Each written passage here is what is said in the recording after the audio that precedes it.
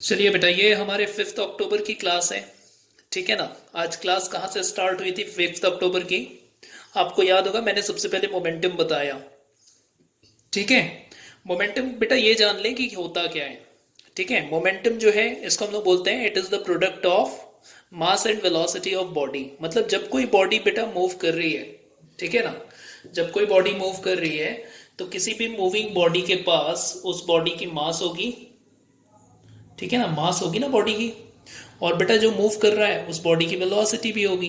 तो इन दोनों के जो प्रोडक्ट का मेजरमेंट है उसको हम लोग बोलते हैं क्या? Velocity, sorry, momentum. ठीक है, momentum is the product of mass and velocity of the body. ठीक। एक्चुअल में मोमेंटम जो है बेटा वो एक ऐसा फिजिकल क्वांटिटी है जो मेजर करता है। देखो यहाँ पे सेकंड लाइन पे हमने क्या लिखा है, it measures the amount of motion present in the body. ठीक है, जिस भी बॉडी के पास बेटा जितनी मोशन अवेलेबल है उसका मेजरमेंट है। आप एक एग्जांपल थोड़ा सा सोचने की कोशिश करिए जो मैं बता रहा हूँ। अगर बेटा आपने एक पत्थर से विंडो को हिट किया, ठीक है ना, विंडो में ग्लास लगी हुई है, ठीक है, एक पत्थर से आप हिट कर रहे हो तो देखोगे इट ब्रेक्स द ग्लास।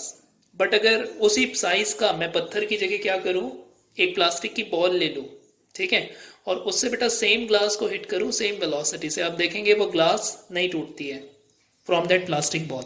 ठीक है ना। अब ऐसा दोनों में बेटा क्या अलग है, क्या अलग है एक स्टोन में और क्या अलग है एक प्लास्टिक की बॉल में? क्योंकि जब दोनों सेम ग्लास को हिट कर रहे हैं बेटा, ठीक है, stone breaks the glass while your plastic ball doesn't break the glass. ठीक है ना। So the reason behind this is momentum. इसका रीजन क्या है बेटा? मोमेंटम। आप देखोगे पत्थर जो था वो एक ग्रेटर मोमेंटम लेके चल रहा था और प्लास्टिक की जो बॉल थी वो एक लेसर मोमेंटम लेके चल रही थी। दोनों की वेलोसिटी तो सेम थी बट दोनों का क्या अलग था बेटा? मास अलग था। ठीक है ना। आप प्लास्टिक की बॉल उठाओगे बेटा, नो डाउट मास वाइज कम होगी मेजर, ठीक है ना, और स्टोन उठाओगे तो स्टोन का मास ज्यादा होगा। अब मास ज्यादा होने से क्या होगा? अगर दोनों की दोनों बॉडी सेम स्पीड से चलती है बेटा, सेम वेलोसिटी से चलती है, तो due to greater mass stone के पास ज्यादा मोमेंटम होना है और प्लास्टिक की बॉल के पास मोमेंटम कम होनी है। ठीक है, बात आई समझ में? ओके। अब थोड़ा ध्यान से देखो, मोमेंटम जो है ना बेटा वो एक वेक्टर क्वांटिटी है। वेक्टर और स्केलर तो आप लोग समझ ही चुके हैं।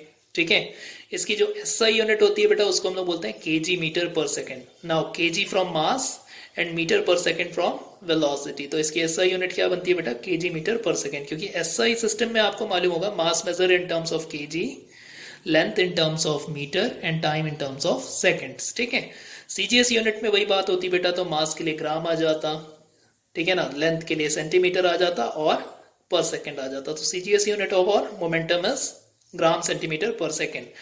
अब थोड़ा ध्यान से देखो, ऐसे क्वेश्चन आपको पूछे जाएंगे। जैसे मैंने स्टोन वाला एग्जांपल लिया था बेटा, स्टोन और प्लास्टिक बॉल दोनों कांस्टेंट वेलोसिटी से चल रहे थे, दोनों की वेलोसिटी सेम थी, लेकिन जिसकी मास ज्यादा थी, ठीक है ना, उसके पास ग्रेटर मोमेंटम था, और जिसकी मास कम होगी बेटा उसकी मोमेंटम कम होगी। तो प्लास्टिक बॉल के पास मोमेंटम कम था, ठीक है ना, that's why it is unable to break the glass, whereas your stone will break the glass due to having greater mass, greater momentum। ठीक है, दूसरी वाली कंडीशन सुने बेटा, दूसरी वाली कंडीशन जस्ट रिवर्स है। मान लीजिए मैंने एक स्टोन लिया, उसकी मास बेटा हमने कांस्टेंट रखी, मतलब दो स्टोन लिए, दोनों स्टोन को हमने सेम मास का रखा, लेकिन एक स्टोन को बेटा मैंने थ्रो किया लेस वेलोसिटी से, ठीक है ना, स्मॉलर वेलोसिटी से, ठीक है, लेसर वेलोसिटी से। दूसरे स्टोन को मैंने थ्रो किया ग्रेटर वेलोसिटी से। अब बेटा चांस क्या होगा कि जो ग्रेटर वेलोसिटी से स्टोन थ्रो हुआ है, आप देखोगे कि वो ग्लास को ब्रेक कर देगा, और जो लेसर वाली वेलोसिटी है मे बी कि वो ग्लास को ब्रेक नहीं कर पाएगी। The reason behind this is again momentum. तो मोमेंटम बेटा वेलोसिटी के भी डायरेक्टली प्रोपोर्शनल होता है, मतलब जिस बॉडी की वेलोसिटी जितनी ज्यादा उसकी मोमेंटम उतनी ही ज्यादा। ठीक है, तो ये बात समझ में आई। आज की क्लास बेटा हमने यहीं से स्टार्ट किए थे और मैंने आपको दो क्वेश्चन भी दिए थे। अगर वो दो क्वेश्चंस आप देखना चाहते हैं तो वो ये दोनों क्वेश्चंस हैं, ठीक है ना। फर्स्ट वाले क्वेश्चन में बेटा, ऊपर वाले क्वेश्चन में आपको ये बताना है कि दोनों बॉडीज सेम वेलोसिटी से चल रही है, प्लास्टिक बॉल और स्टोन का एग्जाम्पल, ठीक है ना। तो प्लास्टिक बॉल की मास आप कंसिडर करिए 2 kg, स्टोन की मास कंसिडर करिए 4 kg। ठीक है, स्टोन ने बेटा ब्रेक कर दिया किसको? ठीक है, ग्लास को, और जो प्लास्टिक की बॉल थी उससे ब्रेक नहीं हुई। तो इस तरीके से आपको आंसर देना है। This is the answer for first question. ठीक है, अब सेकंड क्वेश्चन देखो बेटा, दो बॉडीज है, फिर से दोनों बॉडीज की मास सेम है, mass is constant, but velocity of both the bodies are different. ठीक है, तो इनमें वेलोसिटी किसकी ज़्यादा है बेटा? फर्स्ट वाले बॉडी की 2 metre per second. Second body की वेलोसिटी हमने कम रखी है 1 मीटर पर सेकेंड। मैंने पूछा है कि मोमेंटम किस बॉडी की ज़्यादा होगी। ठीक है ना, तो कुछ इस तरीके से आप आंसर देंगे। अगर मास कांस्टेंट है तो आप बताते बेटा मोमेंटम जो है वेलोसिटी के डायरेक्टली प्रोपोर्शनल होगा। ठीक है, इस तरीके से आप आंसर देंगे। और ये सेकंड क्वेश्चन है जिसको मैंने आपके लिए होमवर्क बोला था। ठीक है, चलिए आगे बेटा थर्ड लॉ। ठीक है ना, Newton's third law of motion, ये भी आप समझने की कोशिश करिए, बहुत आसान सा लॉ है। ठीक है ना, ये लॉ बेटा लिखते हैं हम लोग एक कंडीशन में है और इसको समझते अपन दूसरी कंडीशन में। ठीक है ना, ये कंडीशन हमेशा ये बोलता है बेटा, ये लॉ एक छोटी सी बात बोलने की कोशिश करता है, बोलता है कि जो भी फोर्स है, फोर्सेस, वो कभी भी बेटा अकेले एग्जिस्ट नहीं करते।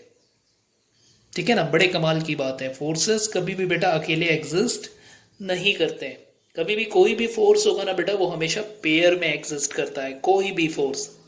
ठीक है, जो आप देखेंगे यूनिवर्स का कोई भी फोर्स है बेटा, वो कभी भी अकेले एग्जिस्ट करता ही नहीं है, वो हमेशा पेयर में एग्जिस्ट करता है।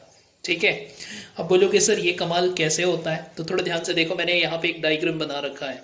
ठीक है, इसमें बेटा एक टेबल है और एक बुक है। ठीक है ना, बुक रखी हुई है टेबल के ऊपर। ठीक, अब आपको मालूम है कि हम लोग अर्थ में रहते हैं। ठीक है, और अर्थ में बेटा ग्रेविटी वर्क करता है सारी बॉडीज में। ग्रेविटी को हम लोग वेट बोलते हैं। ग्रेविटी वाले फोर्स का ही दूसरा नाम क्या है बेटा? आपका वेट।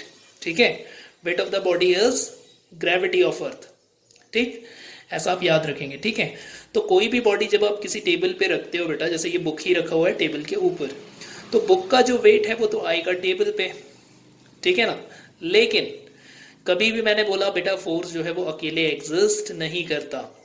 तो जैसे ही ये बुक टेबल पे क्या लगाती है बेटा? अपना वेट, टेबल इसको उतना ही फोर्स रिटर्न करता है in form of normal reaction.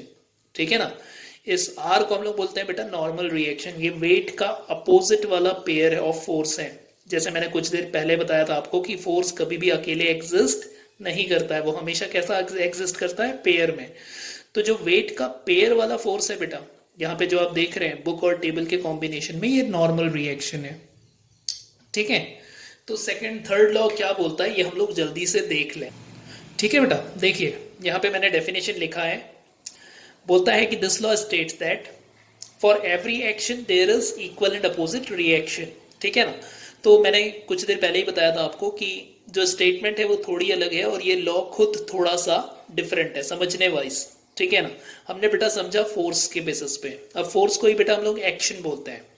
ठीक है ना, अगर किसी ने किसी के गाल पे तमाचा लगाया, ठीक है, तो बेटा जो तमाचा लगाने वाला हाथ होगा उसमें भी उतना ही फोर्स लग जाता है। ठीक है ना, कितने मजे की बात है। कोई टीचर आपको मारता है बेटा तो वो भी जितना दर्द आपको होता है उतना ही दर्द टीचर के हाथों में भी होता है। ठीक है ना, तो कोशिश है कोई तो मारता नहीं है आपको। आजकल तो वैसे मारते भी नहीं है टीचर्स। ठीक है ना, लेकिन अगर कोई टीचर मारता है बेटा तो जितना दर्द आपको हुआ उतना ही दर्द टीचर के हाथों में भी होना है। Reason behind this is third law, क्योंकि थर्ड लॉ बोलता है बेटा फोर्स कभी भी अकेले एग्जिस्ट कर ही नहीं सकता। ठीक है, वो हमेशा किस में होगा? पेयर में होगा। ठीक है, जितना फोर्स एक बॉडी बेटा दूसरे बॉडी में लगा रहा है उतना ही फोर्स दूसरी बॉडी भी उस बॉडी को रिटर्न कर देती है, जिसको हम लोग बोलते हैं रिएक्शन। ठीक है, so for every action there is equal and opposite reaction. इसको हम लोग बोलते हैं बेटा Newton's third law. Newton's third law के बेटा एग्जाम्पल बहुत सारे हैं।